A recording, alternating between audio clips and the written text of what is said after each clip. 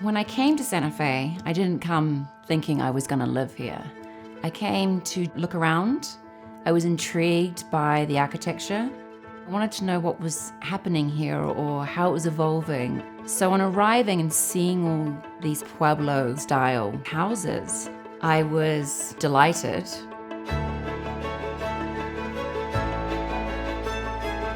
The adobe bricks that they make out of a compressed grass, clay, and sand. And they mix that, create a mud, and they leave it out in the sun to dry. That's the bricks that actually creates the houses. And it's known as a Pueblo style of architecture.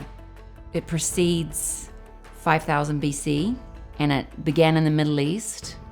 A lot of desert cultures did it because they didn't have trees, so they had to use what was in their natural surroundings. So you can sort of understand why they took sand and water and pressed to make these bricks. And the structures, they actually began round.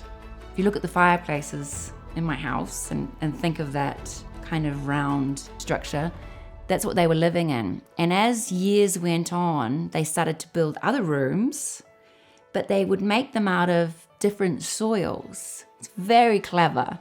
They would use different soils because of heat resistance or how it traps the heat. Say it's the kitchen and you need it to stay cooler, and your bedroom at night needed to be warmer.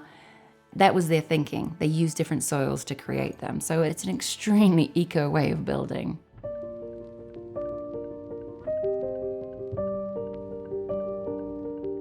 In Pueblo-style homes, the windows are set in a little bit for a couple of reasons. One of the reasons for they're set in from the outside, from being flush, is because they provide shade from the sun, which keep it cooler in the summer. And it also gives you the opportunity to plaster both inside and out and provide a bullnose, which is a round edge on the plaster.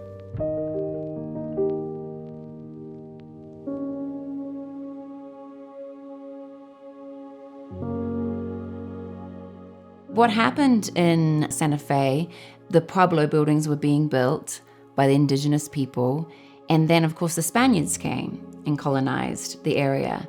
Well, what happened with that was a marriage between the Pueblo and the Spanish, and that's where all the wood comes from. Some of the Spanish influences in this home are the woodwork inside and outside, like the vigas and beams and corbels that are throughout the house, inside and out.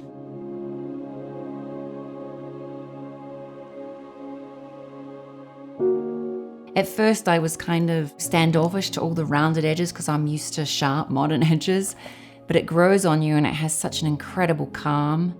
The flow of adobe and plaster is one of the most beautiful ways of building.